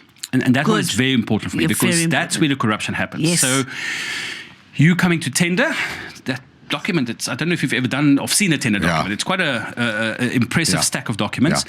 Now, your opponent has paid someone in the department, so page 17 of your document suddenly disappears. So it comes to the committee, they're like, no, page 17 is missing. We're not going to... BAC. So we're not going to... we can't look at this tender. If it's electronic, if you go to your bank and you click next page, it says you can't go to the next page because you haven't clicked this thing yet. So, and nothing can go missing. Okay. So that's going to help a lot. But even just to say how inefficient this department was. You're a small contractor in Kandla. You want to see if the department has contracts. So once a week, you have to get in your car, drive to Ulundi to go look on a physical board. No, man. What our contracts and our No, tenders man. are. In today's day and age. So now it's all on our man, webpage. Martin. You can just do it on the webpage. No one has to drive somewhere to look on a physical board anymore to see what can I tender What tenders for. are available. That's how it worked. It was all fully paper-based. That is... Guys, we're in 2026. And people still have to go look at a notice board. Yes. No, man. And then you have to drive back and put it in those boxes. You'll see those tender boxes. Those brown ones. And then you have to fit it in a tender box. Can I also tell you a funny story we had is that the HOD phones one day said, listen, we went through one of our storeroom and we found all tender boxes for tenders that were started, but then the tender was cancelled. So those tender boxes were never opened. So we needed to clean them out. And they found one tender with an envelope stapled to it. And when they opened up, there was 133,000 Rand in cash. The box. And that poor man never... He never got the tender. He never got the tender. Because the tender never happened. In the box. In So the what box. did you do with the money? We gave it to SAPS. We were a good, responsible citizen. But what did the SAPS do with it? I'll ask Ian Cameron to look into That's that. crazy. But listen, 130,000 Rand in a box, guys. 130,000 in a box. So you're obviously doing amazing work digitally, and it works. But I don't know if you've had the opportunity, or you, Naz, have had the opportunity to see what they're doing in Beijing with technology. Did you see that? Did you see I want you to, please, this can't happen in KZN infrastructure. We just put it out there. Did you see that? Yeah. So it's so I did see the staging, yes. So it's robots. For those just listening to the podcast, it's robots running. Hey, they're running fast, eh? 9.39. Sure. I mean, it's a little bit quicker than driving to Ulundi to drop off your leave application form, right? We're not quite there yet. They took them on stretchers. But we talk about tenders. The other thing we did quite quickly is all our BAC meetings, the tender meetings now, By the adjudication. is now recorded, live recorded, audio visually with AI technology. And they pick up that this guy's face is doing something odd here. And it's available to the public if need be. And the funny thing is before we did it, every tender ended up in court. And I'm not exaggerating. Every tender, someone challenged it. Since we've done that, none of our tenders have ended up in court. Because now nothing bad happens. We can pick it up. So you're saying that technology is welcomed and it can help in certain things. But Martin, I don't think, because this robot, his name is Lightning. And apparently this robot beat Usain Bolt time. Yeah, by a few split seconds, but he beat him. By a few split. That's crazy. But can I say, you can never have that competition in Joburg, because when last did you see a robot working in Joburg? No, we don't have robots. And the other problem don't is have the robot robot's going to working in step in a pothole or something. You have a bigger problem. The robot would have fallen in a pothole. So once Helen is elected, then we can bring that race to Joburg, and they will be working robots finally. But listen, you've taken 2.5 years to get to where you're at, and you're a good wicket here. This guy's beat Usain Bolt in one go. Yeah, I mean, it's really interesting because it really makes you wonder about the role of technology and robotics and what role it will play in our world, as well as what it means for the human existence. Because for me personally, you cannot, the audacity of even saying a robot beat Usain Bolt's time is unacceptable, because you can't compare a robot who can't even stop, runs into a crash pad, and it has to be stretched out to Usain Bolt. It simply cannot be. At least we know your leave application is going to go through a whole lot quicker. And there we have it. But did you see that? Now, can you imagine next is going to be on those posters, those election posters, and you're going to have the robots' faces, and they're going to start running against us. DA Podcast. The DA Podcast. So, Martin, tell us, what can the people of KZN expect from you and your department in the next coming years? So now we're going to our next phase. So now we've stabilized the department.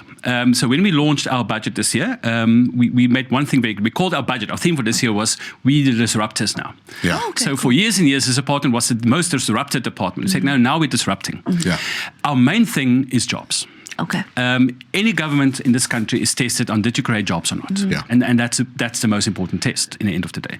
So we just really restructuring this. Our whole budget, everything we do is to create jobs. And to do that, we have to revitalize the construction industry and the infrastructure industry within KZN. Yeah. So that's what we're doing now. Now we are focusing, it's like we've now stabilized, now we have to grow.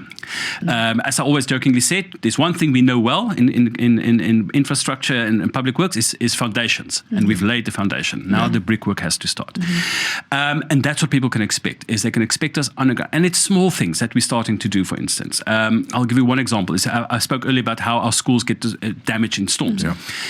Reasons are simple. No one's cleaning the drains. No one's cleaning the gutters. Yeah. So now our EPWP is doing that. And that's a small thing. But it's going to save me millions of rands because I don't have to go fix a school 3 There you are, months later. saving money again. That's what I do.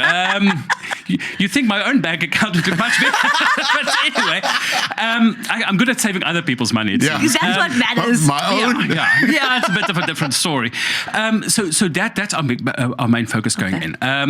The other thing is that we've just finally launched our Infrastructure Council, which will now oversee all infrastructure and coordinate all infrastructure. Oh, wow. The Premier is chair and I'm the Secretariat of. And our other big thing is that we have to focus on something that South Africa's never had to think of before, namely flood defences. And I know in Cape Town now they're starting to build that, and we have to start doing that. Not many people realise, for instance, that Durban CBD is lower than sea level. Correct. So if a big storm comes from the ocean and hits Durban full on, and it is going to happen, Durban is in trouble. We've seen it during the storms. Yeah. We've seen it during, absolutely. And the worst thing of the storms over the last few years, it's actually gotten worse, the storms in KZN. So that's what we also know. We really just now refocusing department. We're now a stable department, and now the real work is going to start. It's exciting times. So I always say to people, we're going to disrupt for jobs, we're going to disrupt for women equality, we're going to disrupt for everything, but the main thing is we're going to disrupt the skyline. Because the funny thing is, I visited Cape Town a few months ago, and I was at the Office of Public Works Infrastructure here on their roof, and I was looking over Cape Town, and I counted 31 construction cranes. Cranes, yes. I can't remember when last I saw a construction crane in Durban. Got you. I can't remember when last. Umhlanga, you get a few there, but in Durban, we don't see them. Yeah. And we made a promise, a year from now, Durban's skyline will be filled with construction cranes. A city under construction. A city under construction, a province under construction. Because that's jobs. And it is real jobs. And it's not things that government's going to build. You're going to create the environment for the private sector to come in and do it. That's a very good, classification, and something that we must actually hammer home. It's government's responsibility to create an environment for growth, to create an environment for jobs. It's not, your department can't employ hundreds and thousands of people directly, but you can enable the growth so that companies are able to do what they do. And not to hammer on the construction mafia, but that was one of the worst side effects of it. Oh, yeah. The big Because the jobs companies belong to him and his mates. But also the big companies said, we're not going to come build in KZN. Yeah. Because it's going to get disrupted. We're going to rather build in the Western Cape and go somewhere else.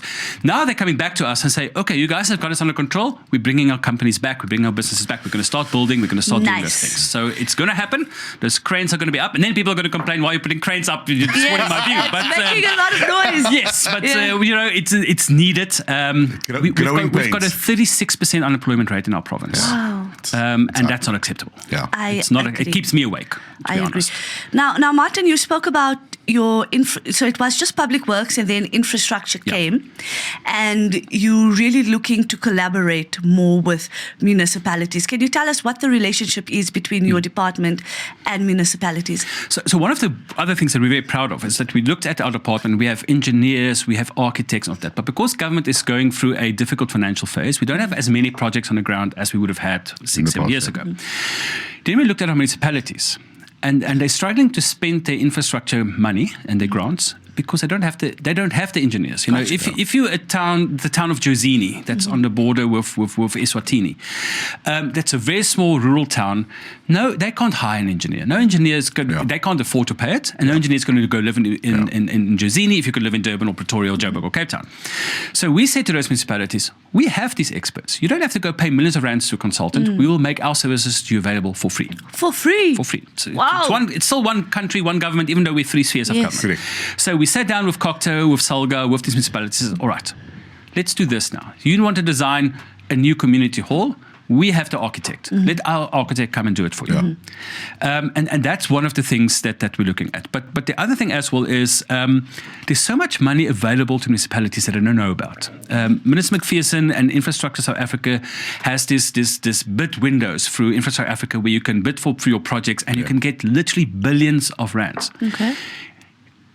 No KZN municipalities except Umgeni has ever applied for that money and got it. Wow. So when we speak to municipalities, they say, oh, we didn't know about it, or we don't have the capacity to actually do the application. Sure. Yeah.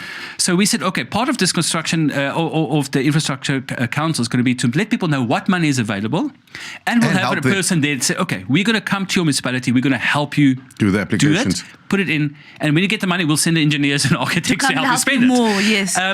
Because it's shocking when you hear that municipalities are sending back, so MEC is the Municipal Infrastructure Grant, and you have municipalities in KZN that send back 70% of their infrastructure grant money. Because they just don't have the ability and political will to spend. If you don't have water, but your municipality didn't spend the money they got to fix the water, makes you think. Then there's a problem, you know. So that's the relationship that we're building. We're also trying really hard. As I said earlier, we know we have to pay our rates. But there's a huge shortfall. But we're doing everything in our power to put things in place to do it. But municipalities must also work with us. Yeah. So one thing that's different between Western Cape and KZN, for instance, is that all municipalities in KZN charge commercial rates on school properties. We don't have the money to pay that. No. So that's one of the things we're saying. We want to pay the rates, but government's supposed to put money into education, not take money out of education. Yes. So we can't tax a school. So that's our other big fight. Not a fight. We want to work with municipalities and sit down and say, let's find each other with this. Collaboration. Let's collaborate. Let's cut the rates or zero rates. Meyer Papas and his council approved just a month or two ago 0 rating on all our school properties in his municipality. Shout out, Papas. And they spending more money, so you know he's just being more efficient. He doesn't need to take money from schools. Got you. So that's the type of things that we are looking forward to doing. So municipalities is really where things have to happen, and we're going to make our experts available to make it happen. And you find that a lot of the schools that you're referring to are non-fee paying schools in any case. So these schools they really don't have any mechanism to generate income. Yes. So, and you now still wanting to sap them, drive the little bit that they have. And I mean, the rates and taxes are not cheap. No, unfortunately not. Exactly. Gratefully, I'm not responsible for water and lights on schools and hospitals, Yeah. only for the rates. But as I said, our rates bill's over 1.8 billion rand a year. 320 million of that is schools that we pay rates on. And one thing we found with some municipalities, for instance, and I'm not dissing municipalities, but one of the things we found, for instance, is the rates I pay on a big old Model C school in the urban area and the rates I pay in a small rural school in the same municipality is the same rates. No, and I said, man. but how could I pay the same rates? Yeah. The property is bigger, it's in an urban area, there's not even running water at that school. Correct. How are we paying the same rates? Nah. So those are the type of things that, but municipalities also want to work with us, and I must really give That's it. And we also make land available. Municipalities come to us, we don't have land for this. We say, well, we have. We're happy to give it to you. So our relationship with all municipalities in KZN is very good, with all 54 municipalities. There's one municipality that's slightly better with, but... I wonder which one. Something, Funnily enough, that's the municipality where I owe the least properties and pay the least rates. So. Okay. Now, Martin, how then?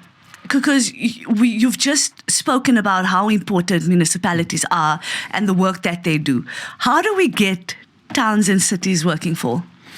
You spoke earlier about next to Midval, and we have the same thing because there's an area that used to be a suburb of Pietermaritzburg that's now part of Umgeni, called Hilton. Hilton, okay. A beautiful little village. Yeah. And you can literally see the difference when you cross that imaginary line. And you cross over and you can see the difference. I can tell you the difference between our department emailing a mayor and he emails you back, and one that you made maybe 2 or 3 or 5 months. Yes. There's a municipality in KZN that didn't pass its budget. They have no budget. Sure. Budget time's now finished. We're going to have to close the municipality down. Yeah. One that same municipality said, I owe them 120 million rand. I said, oh, no, that's shocking. Let me find out. We didn't. It's the other way around. And then we said, no, they're like, credit debit. They couldn't read credit and debit. This is the city manager. No! So municipalities in KZN is in a dire strait. We have many small rural municipalities. Yes. eThekwini is a mess. I live in eThekwini. I'm a former councillor of eThekwini. I love eThekwini. It's the greatest city in the world, or could be.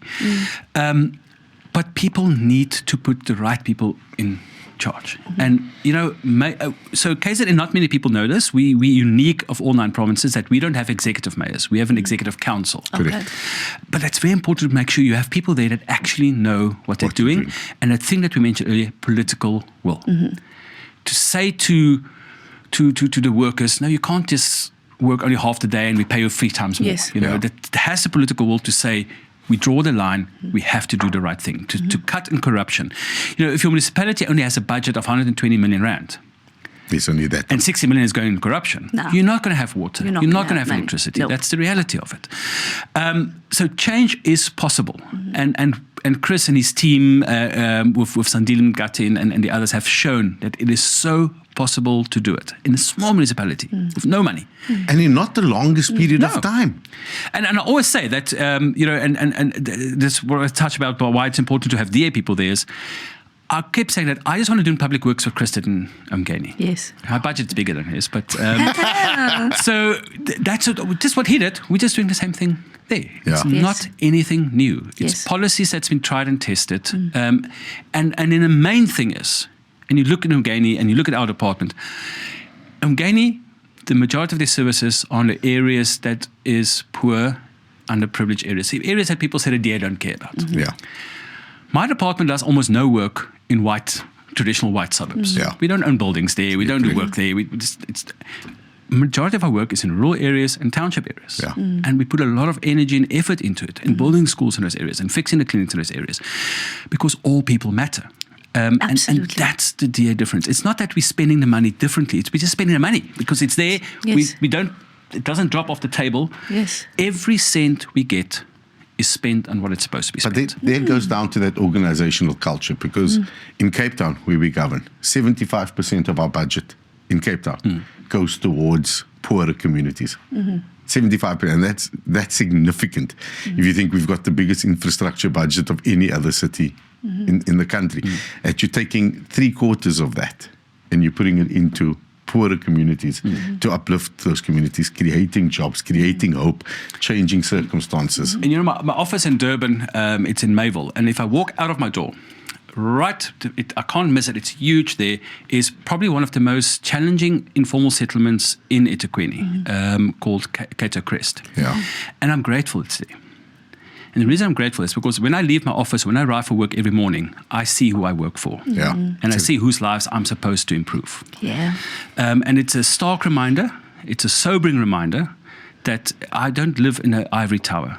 Yeah. There's a person there who can see me arrive for work, living in a shack. It's my job to make that person's life better. Absolutely. And that's what I'm trying to do, and we're going to get there. Absolutely. Well done. I'm being emotional now. Yeah. Listen. You can drink Cape Town water, man. You can do. In the DA, we are just built differently because our minds, our focus, the reason why we get into politics, the reason why we do priorities. what we do every single day is for the people. Now, Martin, what does success look like for you? Success is not measured by what changes for me, it's what changes for other people. Like I said, that informal settlement. We had a public meeting because we decided my budget belongs to the people, not to the legislators. So we're now going around the province unpacking our budget to the people. And these people don't know what public participation is. It's never. the first time it's happened. So we're sitting there, and this lady came up to me and says, "You don't recognize me." I was like, "No, you look familiar." She says, "No, I saw you at a meeting you had in Pietermaritzburg. I explained my problem with you that we had with land for our NPO and my daughter struggling in EPWP. You took my number." She drove from Pietermaritzburg to Belito to tell me it's been sorted. Oh, well done. My child has a job and our church has somewhere to worship. Well done. That's what successful. matters. That's success, yeah. That's what it is. Changing today. people's lives. So we can talk about 700 millions and 800 millions and then a kid in Umlazi that now has a safe school to go to. Yeah. That's success. Yeah. So at the end of the day, that's what it is for me. Building more clinics. And when MKP came with their monk and they wanted to overthrow the government, and the media asked me, "So what will you do?" I said, "I'll walk away with my head high." Yeah. Because I was told to do something. I took an oath. I will walk away today saying I've done my best for the people of KwaZulu-Natal. Yeah. They're my bosses. I work for them. And then the other thing for me is I'm passionate about this, and I speak about it way too often.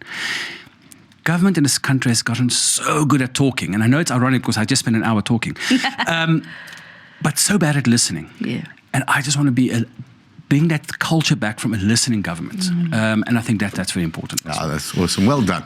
I know we can't say it enough. You make me emotional.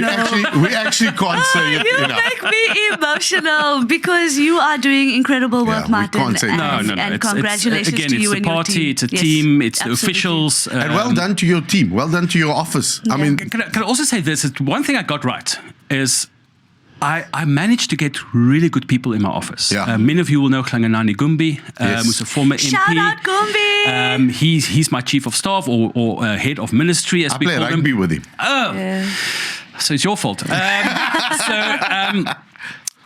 I got the right people. Steve Bengu, who's my media liaison officer. Yeah. Tando Dlamini, who's my community and parliament liaison officer. And I said to them, I don't want people that tell me yes to whatever I say. Yeah. I say, challenge me. Tell me there's another way of doing Push it. Push me. And that's what also, it's not one person. It's never, ever one person. Well done to your team. And that's important to coming up in local government elections as well. Yes. Because you vote, it's not that one person. Yes. It's the team and the package that comes with That it. comes with it. Absolutely. And I must also tell you this, that I get many emails from councillors saying your department has a property in my ward, come and fix it. What all those councillors have in common? They're all from the DA. There we go. Councillors from other parties never contact me and say there's a problem. And I would help them as I can help any other councillor. Of course. But they never even contact me because they're not on the ground. They don't know what the They don't issues understand. what the issues are. And that takes us to my favorite part of the dear. podcast. I'm very worried. Is that the one-word answer part? Where we get to go behind the suit, the tie, and just get to know who Martin really is. Let's go to quick fire. Okay, Martin, first one. KZN Public Works before you took over, in one word. Disastrous. It's not going to be such an easy one. I wanted to use an Afrikaans word. It starts with an F. No, no, don't. Use that one. Right. I was going to say vreselijk sleg, but KZN Public Works now in one word. I had the word, I lost it. Moving. There we go. Well done. Okay, hard hat and overalls or a suit and tie? Because we know you love your ties. I'm going to answer this one for you. All stars. All stars. Yeah, listen, I love my weird ties. I'm famous for my very bizarre ties. It will be the ties, unfortunate. Okay. Unless they can design an overall that I really like. But so far it will be the ties. Not the suit though. I don't wear suits. Okay, maybe they can design your overall with a tie. There we go. We can go for that. You must ask your mom. Mama Meyer, here's an idea for you. All right, so this one's twofold, right? It's either curry or pizza, and if it's hot or not hot. I'm from Durban. What a stupid question. There we go. Which one is it? Of course, it's curry and it's as hot as you can get it. Yes. Yes. Of course, That's my guy. That's a Durban. Okay, Durban Coast or Drakensberg Mountains? Oh, that is a difficult that is- one. I'm going to say Drakensberg Mountains because I live on the coast. So I walk my beautiful dogs on the beach at least once or twice a week. But if I want to escape, it's definitely going to be the Drakensberg. Beautiful. Cool. All right, and what are you watching at the moment? I am not a big television person. I'm a book addict. So I read rather. What are you reading at the moment? Right now, I just finished a book on foreign affairs in Great Britain over the last 200 years because I'm a history nerd. I'm a nerd, so what can I do? Okay, we love it. That's we where I am. love it. We love it. And you have your degrees in classical language, am I correct? I've got a degree in classical languages, a degree in theology, a master's degree in theology, and a degree in social work. Wow, Okay, so awesome. it's sort of on brand. Yes. On brand for you. Not many people know this. I was a dominee. I was a minister in a Christian church many years ago, in a different life. Different Martin. You've different lived Martin. multiple lives, Martin. And that, I always say to people, I went from Amen to Amandla. I love that. And that, ladies and gentlemen, was Quick Fire. DA Podcast. DA Podcast. The DA Podcast. Martin Meyers, the MEC for Public Works and Infrastructure from KZN. Thank you so much for joining us on the podcast. For me, one of the biggest lessons I learned from today's conversation is all it takes is political will. I'm gonna repeat exactly what you're saying. I mean, you've told us a lot. I mean, you've explained things to us that we've never known before. You've made it basic for people, but I think what it all boils down to, and I think it's not just a lesson to our opposition, it's actually a lesson to us as well. Yeah. All that it takes is political will. Yeah. There's good in it, and you're seeing the fruits of that. And so just continue pushing, my friend. Thank you. Continue Thank you. pushing. Thank you for your support as well. It's a team sport. Yes. And thank you for having such a wonderful team behind us. Absolutely, and it can be done. I will never forget you told us about the former HOD who said it will never happen. And you've just shown it. And you said, challenge accepted. Bet I'm going to show you that I can make it work. And that is the essence of the Democratic Alliance. You may tell us it won't work, and we'll show you that it can work. And you've saved KZN taxpayer a lot of money. You are fighting against the construction mafia. It cannot be an easy job, but yet you wake up every morning, you put on a cool tie and your Converse, and you go out there and you fight the good fight. And that is who we are as the Democratic Alliance. So to everybody at home, please make sure that you vote for the DA on the 4th of November on both ballots. You're going to get 2 ballots. You're going to put your X next to the DA on those ballots so that we can have public representatives that actually care and that come out and work for you every single day. Let us know your thoughts down in the comment section below. We spoke about MEC Francois Rogers. We spoke about Hanif Hussein. We've had them on the podcast, so go back to our episodes and you can watch some of more spotlight that we've put on KZN. And make sure you tell us what you think. Let us know your thoughts. Let us know if you have any questions, and maybe we can get Martin back on the podcast and we can go through it. And bring Francois. And bring Francois. So, His space is open. so we can have both conversation, and maybe Hanif as well. So we'll have all three. And Chris Papa. Oh, there's too many. You see, the list just keeps going. The list just keeps growing because the KZN leads. What can I say? The DA is working in KZN for all. Andy. So let's just add to this. And a shout out to our deputy speakers also from DA, Mabatu Tembe, who's my work wife. Shout out. And this has been the DA podcast, Real Political Talk, straight to you. DA podcast. DA podcast. The DA podcast.